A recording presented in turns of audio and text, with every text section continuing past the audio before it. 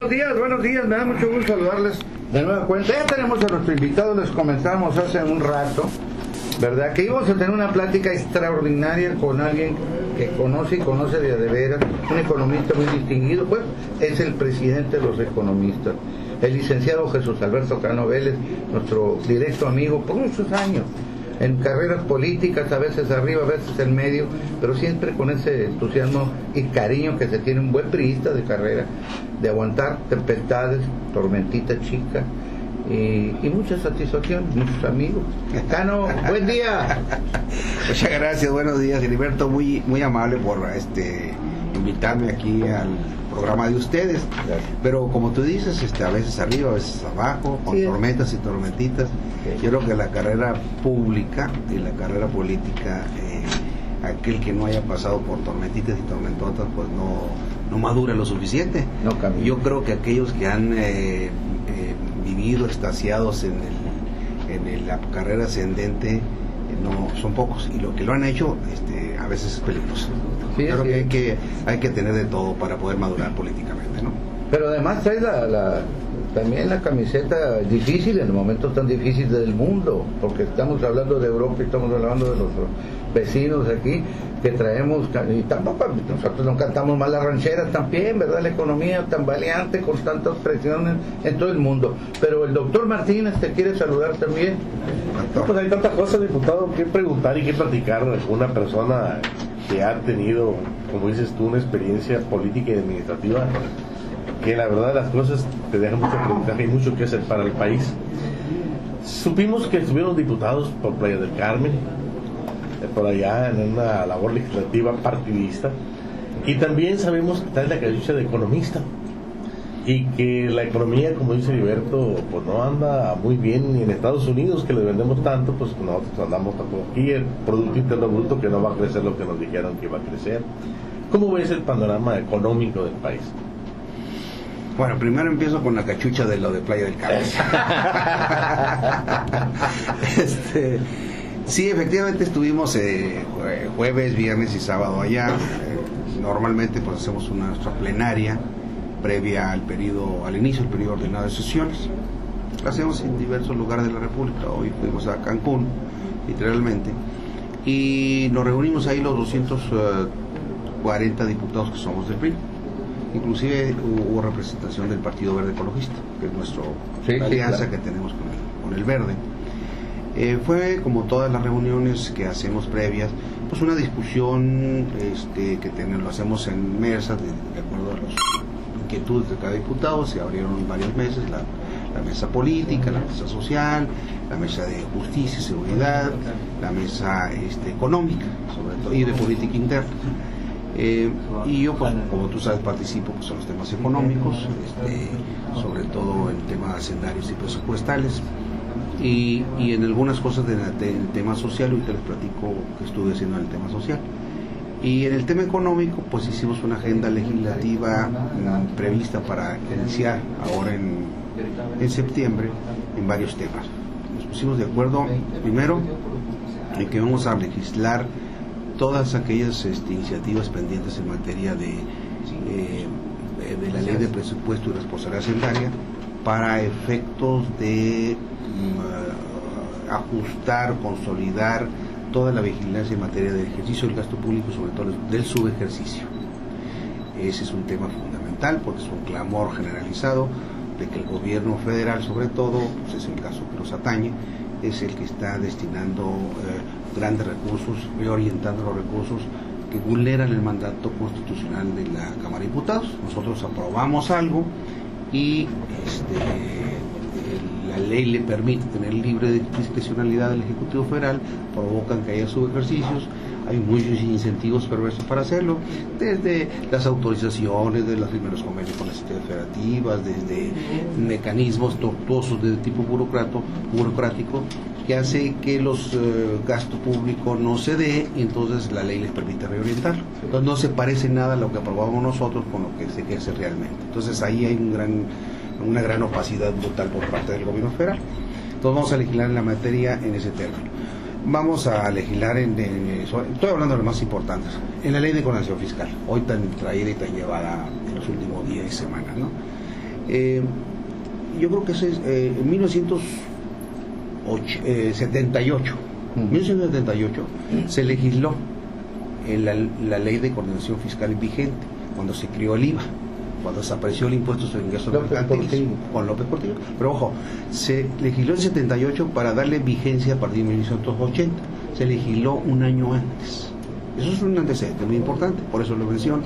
Entonces, a partir de 1980 a la fecha, 31 años después, ya la ley de coordinación fiscal ya ha quedado al juicio de nosotros obsoleta en función de la evolución del país en sí mismo. ¿Por qué? El famoso 80-20. 80% de la federación se queda con todos los impuestos, con todos los ingresos, el 20% a los estados, y de este 20% le toca otro 20% a los municipios. Quiere decir que es 80, federación 16, los gobiernos, todos los gobiernos de los estados de la República, y 4% los 2.432 municipios de este país. Eso hay que explicarlo, porque la danada mediática que trae sobre todo el PAN a nivel nacional y el gobierno es que ¿para qué quieren más recursos los estados? Bueno, pues simplemente 80, 16 y 4, pues te lo dice la proporción de vida, ¿no? Por un lado. Entonces, por este lado, ha habido evoluciones a través del tiempo de la ley de coordinación fiscal, las fórmulas se han modificado, y una fórmula que nos pegó mucho a nosotros en Sonora cuando nosotros llegamos en 1991, hubo una modificación en 1990, y la fórmula ponderó mucho el tema poblacional, y Sonora, como es un estado poco poblado comparado con el estado de la República, perdió. Así es. Perdió a partir de 1990. Cuando llega el licenciado Beltrones como gobernador y yo como secretario, lo primero que empezamos a negociar con el gobierno federal, con mayores recursos para Sonora. No pudimos modificar la ley de coordinación fiscal porque es una suma cero, es la misma cobija. Si le jalas un tantito, pues después los otros estados, entonces se enojan los otros gobernadores. Claro. Entonces lo que hicimos fue gestionar muchos recursos presupuestales. Tú te recuerdas en aquella época, la capacidad de gestión del gobernador Beltrones. Yo venía de las áreas presupuestales de la Secretaría de Programación y Presupuesto, entonces conseguimos muchos recursos presupuestales, sobre todo a partir del 90, al final del 91, 92, 93 y 94, antes de que nos cayera la crisis, la crisis económica, el error de diciembre del 94, famoso error. Entonces los primeros 3 años conseguimos cantidades enormes de recursos también, porque le negociamos al gobierno federal: si tú no me apoyas en este sentido, te voy a hacer una demanda, una controversia constitucional, porque Sonora perdió. Era un poquito una especie de amenaza velada, no proceder, pero era una especie de negociación. Entonces el gobernador Beltrones consiguió cantidad enorme de recursos de aquella época para todo lo que es el ProUrbe, la pavimentación de la ciudad, de las 13 ciudades del estado. Pero al final de cuentas la ley de coordinación fiscal no se ha modificado gran cosa. La última que se hizo fue en 2007,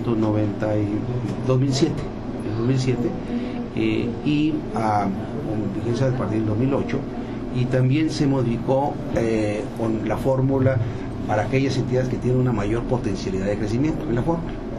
Entonces eso, si los estados no crecen a la velocidad de vida, les pega también en la fórmula. Claro.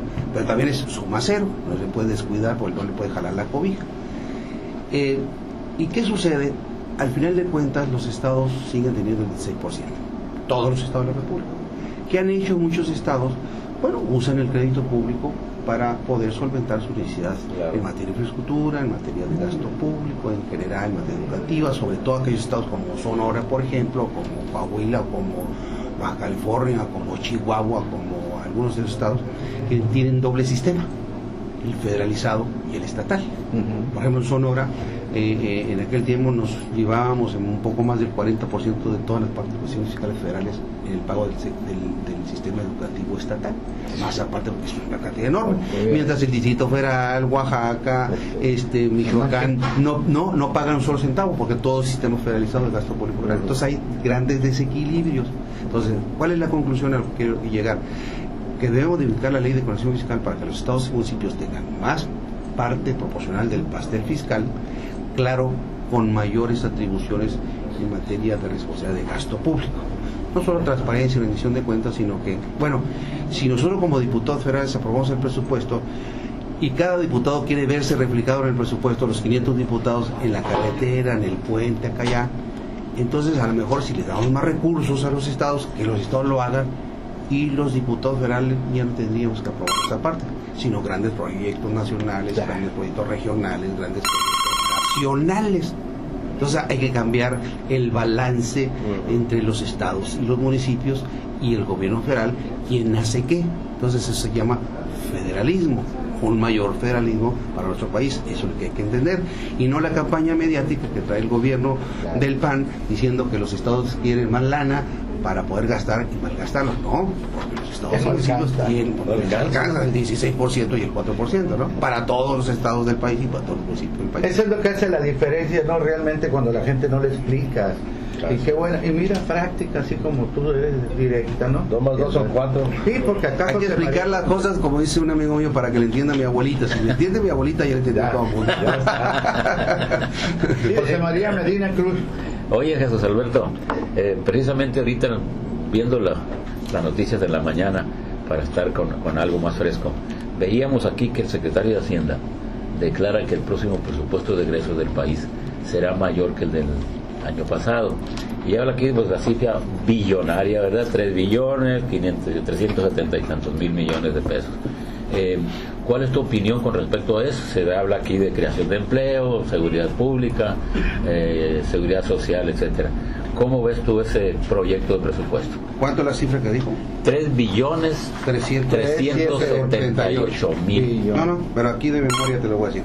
El presupuesto de este año es de 3.3 billones. Ajá. O sea, casi nada sería el incremento.